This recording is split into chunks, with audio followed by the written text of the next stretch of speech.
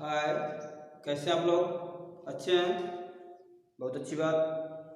आज इस वीडियो में हम द्विग समास के विषय में चर्चा करेंगे। किसके विषय में? द्विग समास के विषय में जानेंगे।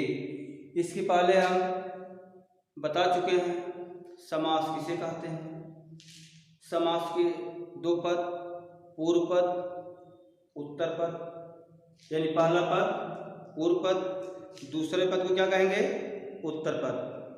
अव्ययी भाव समास के विषय में हम लोग अध्ययन कर चुके हैं। तत्पुरुष समास, तत्पुरुष समास के पार्ट के विषय में अध्ययन कर चुके हैं। कर्मधारय समास के विषय में अध्ययन कर चुके हैं। आज हम द्विग समास के विषय में जानेंगे। तो सबसे पहले हम यह जानेंगे कि द्विग समास किसे कहते हैं। क्या जानेंगे? द्विग समास किसे कहते हैं या द्विग समास की परिभाषा। देखिए, वह समास जिसका पूर्व पद संख्यावाचक विशेषण होता है। वह समास जिसका पूर्व पद संख्यावाचक विशेषण होता है तथा समस्त पद समाहार या समूह का बोध कराता है, उसे द्विग समास कहते हैं। वह समास जिसका पूर्व पद पहला पद क्या होना चाहिए? क्या होगा? संख्यावाचक विशेषण होता है, यानी पहला पद जो होगा वह संख्यावाचक विशेषण होता है तथा जो समस्त पद होगा उसमें समाहार या समूह का बोध हो, उसे हम द्विग समास कहते हैं। तो क्लियर हुआ? वह समास जिसका पूर्व पद संख्यावाचक विशेषण होता है तथा समस्त पद समाहार या समूह का बोध कराता है, उसे हम द्विग समास कहते हैं। तो द्विग समास में जो पहला पद होगा वह क्या होगा? संख्यावाचक विशेषण होगा। संख्यावाचक विशेषण होगा। तो आइए हम देखते हैं कुछ उदाहरण। देखिए, समस्त पद विग्रह, समस्त पद विग्रह, समस्त पद पंचवटी। क्या है? पंचवटी। तो आप जान चुके हैं कि जो आपका द्विग समास होगा उसका जो प्रथम पद होगा यानी जो पूर्व पद होगा, पहला पद होगा, क्या होगा? संख्यावाचक विशेषण होगा। अब देखिए, पंच ये क्या है? संख्यावाचक विशेषण है। संख्यावाची विशेषण है, संख्यावाचक विशेषण है, इसलिए यह क्या है? द्विग समास। तो पंचवटी विग्रह देखिए, 5 बटों का समूह, 5 बटों का समूह, यानी समस्त पद समाहार या समूह का बोध कराता है। जो पंचवटी है, पंचवटी में 5 बटों का समूह। आगे आपका है शताब्दी, शताब्दी, सतमें 100, सतमें 100। तो पहला पद क्या हो गया? संख्यावाचक विशेषण। विग्रह है 100 सालों का समूह, 100 वर्षों का समूह। क्लियर है? पहला पद क्या हो गया? संख्यावाचक विशेषण हो गया।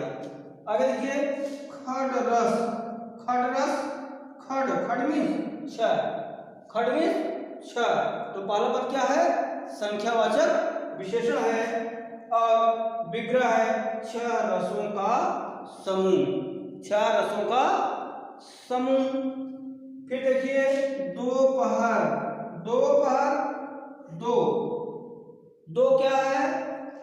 संख्यावाचक विशेषण है। दोपहर, 2 प्रहरों का समूह, 2 प्रहरों का समूह। आगे देखिए, सप्ताह, सप्ताह, सप्तमी 7, सप्तमी 7। इसमें पहला पद क्या है? संख्यावाचक विशेषण है। विग्रह आपका है 7 दिनों का समूह। 7 दिनों का समूह क्लियर हुआ। तो आपका है समस्त पद क्या है? समाहार या समूह का बोध कराता है।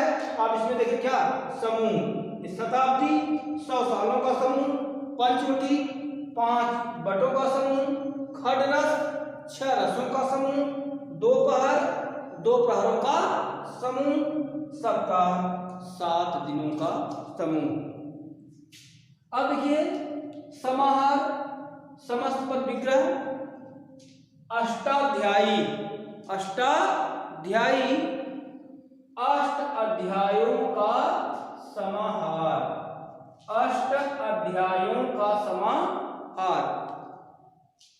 पहला पद संख्यावाचक विशेषण, तो संख्यावाचक विशेषण 8 क्लियर। आगे देखिए त्रिकोण, त्रिमीन 3 त्रिकोण 3 कोणों का समाहार। 3 कोणों का समाहार। त्रिभुवन,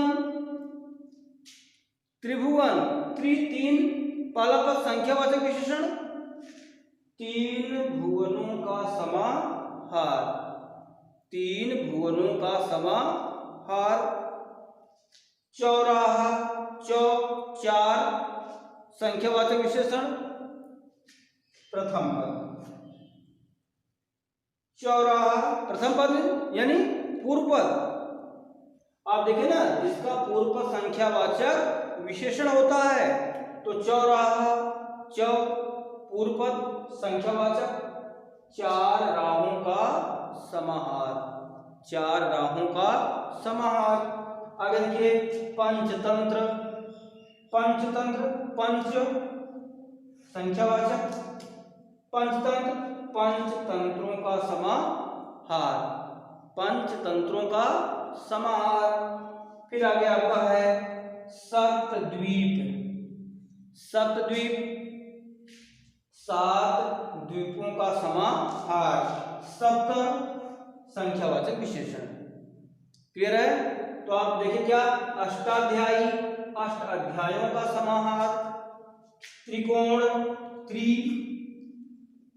संख्यावाचक विशेषण 3 कोणों का समाहार। त्रिभुवन 3 भुवनों का समाहार। चौराहा 4 राहों का समाहार। पंचतंत्र पंचतंत्रों का समाहार। सप्तद्वीप 7 द्वीपों का समाहार। तो द्विग समास वह समास जिसका पूर्व पद संख्यावाचक विशेषण होता है तथा समस्त पद समाहार या समूह का बोध कराता है, उसे हम द्विग समास कहते हैं। यानी द्विग समास में जो पहला पद होगा यानी पूर्व पद जो होगा वह संख्यावाचक विशेषण होगा और समस्त पद किसका बोध कराएगा?